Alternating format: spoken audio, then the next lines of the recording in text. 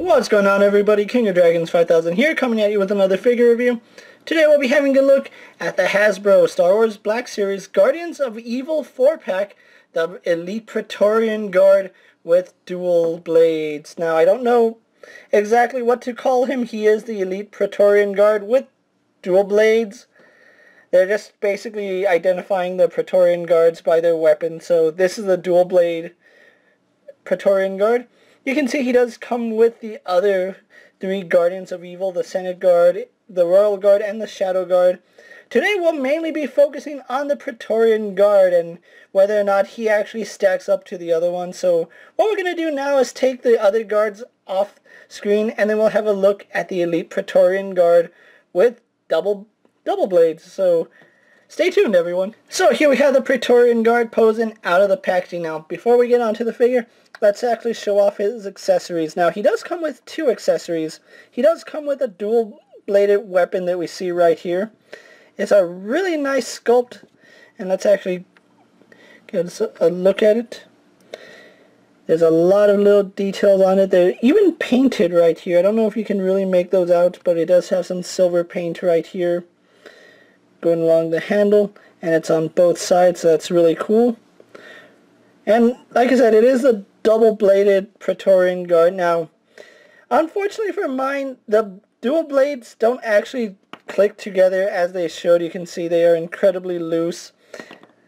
It doesn't really take much to actually get these things to separate, which I'm pretty sure that's not the way it's supposed to be, but that is how it is on mine.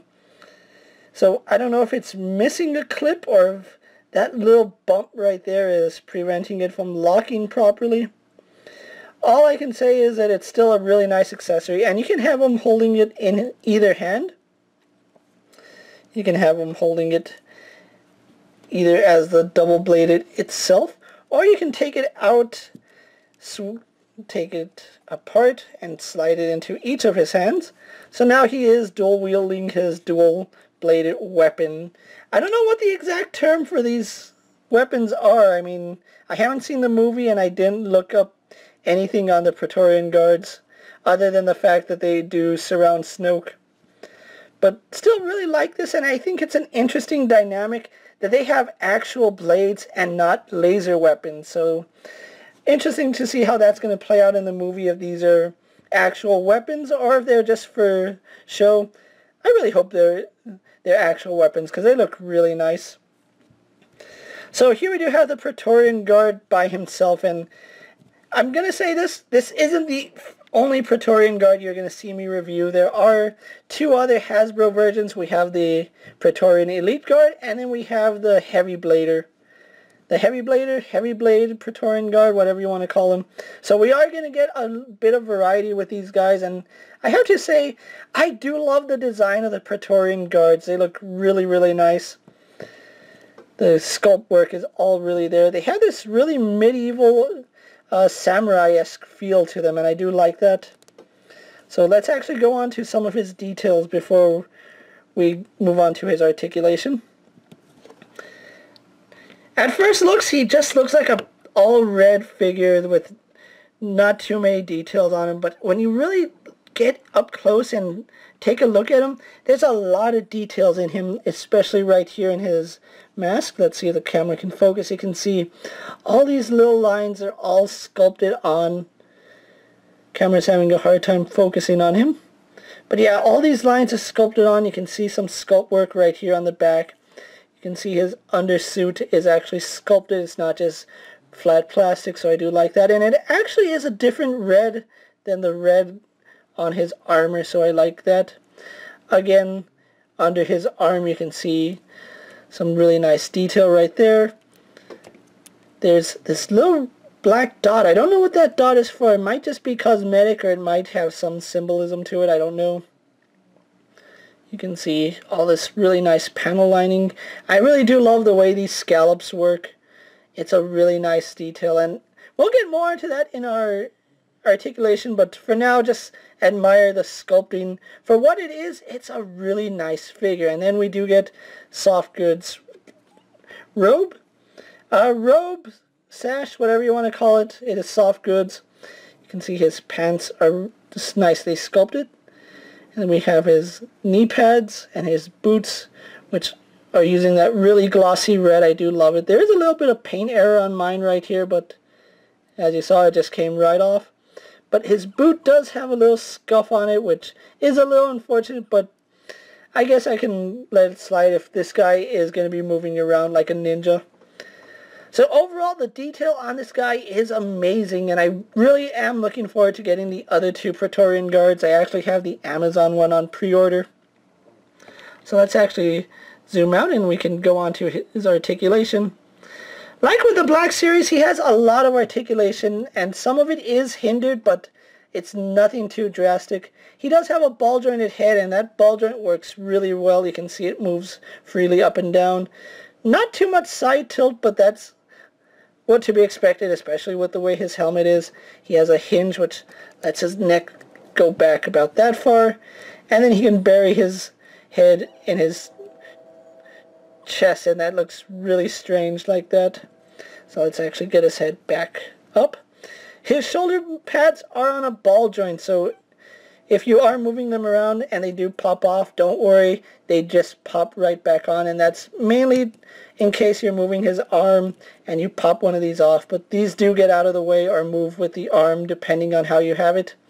His arms are on a ball joint, and you can see the shoulder pad actually moves up with them. You can get a full 360, but you do pop his shoulder pad off, so be aware that I believe the highest you can get his arm is right here. Actually a little lower. It's more right here before his shoulder pad starts popping off, and you can hear the train in the background, so sorry about that. We can just pop that back in. Now, this is where a lot of people are confused on his articulation. He does have quite a bit of range in his elbow. I have seen some reviewers say that that is as much articulation as you get out of his elbow.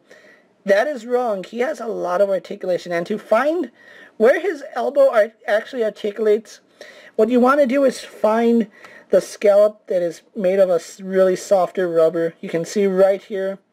That is where the elbow joint is. You can see it does swivel right there, giving you a bicep swivel. And it is the same for both arms. Just locate that softer rubber or softer plastic for the elbow, and when you find it, you can actually bend his arm quite a bit.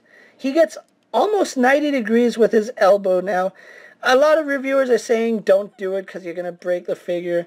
I have actually had him for a while, and I haven't broken anything on him, so as long as you're careful, you can get about 90 with these, and you can see it actually looks really, really good. So he does have an elbow and swivel right there. We can just get his arm back down. Like I said, just be careful. He does have a vertical hinge joint right here in this hand, so this hand goes up and down. This one has a horizontal hinge, so it moves in and out. And both hands do swivel, so pretty good range there. And then we move on to his torso joint, which we can move the camera out a bit. It is a ball joint, so we do get a lot of range going back. Not so much going forward, but we get quite a bit moving side to side. And then that does have the waist swivel there. This piece is a floating piece, so just be aware that you might have to readjust it if you're messing around with them a little. No waist joint, because again you are turning right here. Legs are on a ball joint. They go out pretty far. They go back to about there and out a little bit in 45 degrees, so that's pretty good. He does have double joint in the knee. You can see that's one joint there, and I am being a little cautious with mine because there we go. Yeah, double joint in his knee. So that's pretty good. This one is a little stiff. I may have to take a hairdryer to that to loosen it up. And then he has a really good ankle hinge, which goes forward and back. And then we have forward-facing pin for rocker ankle. So a lot of articulation on the Praetorian guard, as you can see. I really do like the way he came out. So what I'm going to do now is take a little break, get him posed for my final thoughts, then we'll wrap up this review. So sit tight, everyone. So here we have the Elite Praetorian guard posed for my final thoughts. Overall, I really am liking this figure, and you know what? Out of the entire bunch that we have here, I think he is my favorite, not only because he has the most unique sculpt, but because his articulation isn't hindered by any of the cloth that these ones have.